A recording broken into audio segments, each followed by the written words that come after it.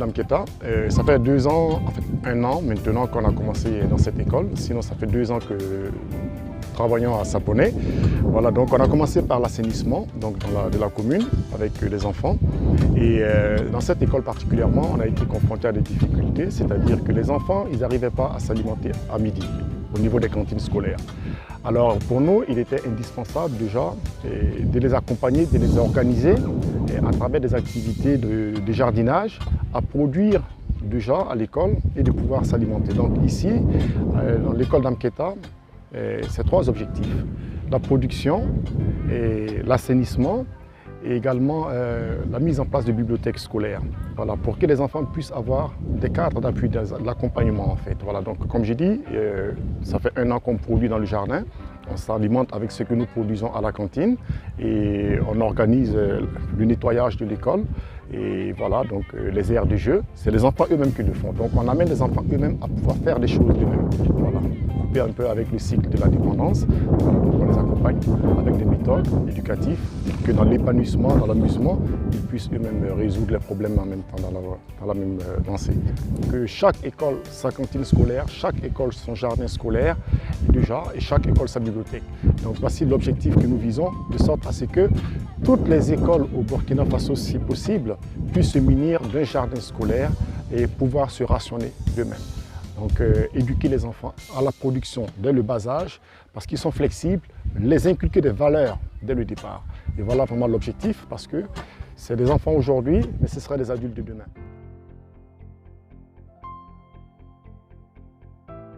C'est le 26 février, on a démarré avec le jardin. Avec le produit du jardin, on a pu préparer pour les enfants. On a pu vendre à certaines personnes. Et puis bon, ça a galvanisé parce que la cantine était finie. Et par la suite, au début de l'année scolaire, on a trouvé que c'était meilleur qu'on fasse un jardin. Toujours avec l'accompagnement de M. Kouda. Là, c'est le champ de haricots. Vers là également. Par là, c'est le maïs. On a pu récolter beaucoup, parce qu'on a 4 grands sacs de maïs et puis 1 de haricots. Donc depuis là, c'est ça qu'on prépare. Donc les produits du champ et du jardin, ça nous aide parce que l'État n'a rien donné.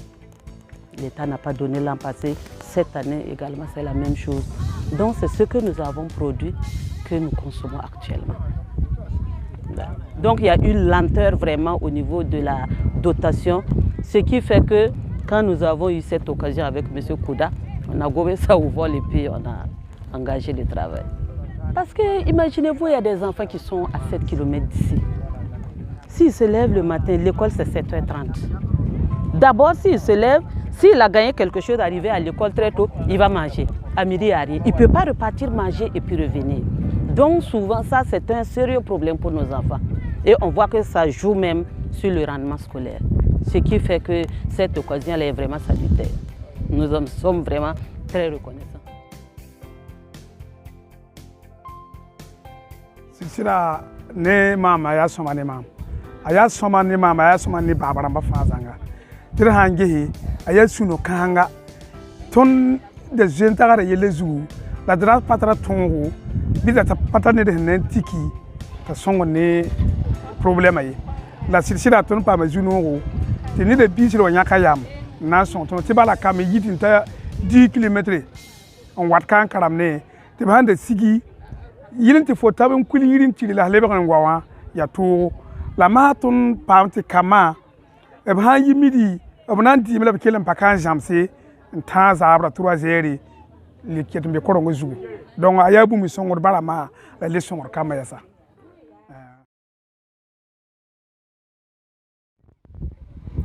Des difficultés, ce n'est pas ce qui manque, on en a des difficultés.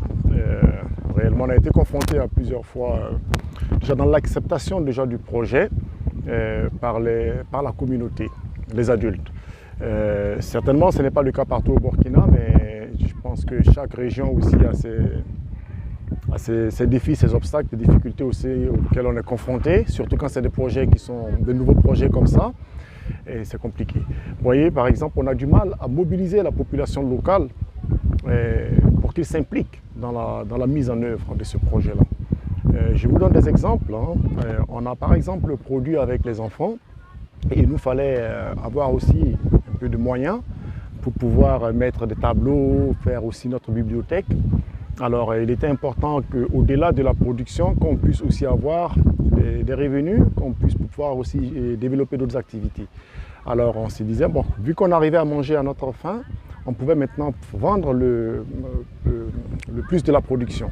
Alors on s'est rapproché donc de la population, et voilà, donc ceux qui avaient un peu de moyens, de sorte qu'ils puissent racheter notre production pour nous permettre de pouvoir aussi continuer à développer nos activités. Bah, je vous dis, on a livré à plusieurs reprises et on n'a jamais été payé. Vous voyez, et c'est difficile parce qu'on ne demande pas de nous donner de l'argent, mais on demandait simplement d'acheter ce que nous produisons pour nous permettre de continuer à développer, à nourrir les enfants. Vous voyez, donc on a vraiment du mal avec la population et l'implication de la communauté. C'est vraiment très difficile. Quand on travaille, c'est juste avec les enfants, on n'a pas d'implication des parents, des associations. Et c'est vraiment dommage parce que notre œuvre, c'est pour tout le Burkina Faso. C'est pour les enfants et les adultes de demain. Et donc, quand on ne s'implique pas, c'est vraiment difficile parce que d'autant plus que, comme on a dit, Afrique Action commune, c'est ensemble que nous pouvons régler nos problèmes. De sorte que le projet puisse être périn, il faudrait qu'on trouve les moyens de pouvoir s'intéresser, d'intéresser tout le monde.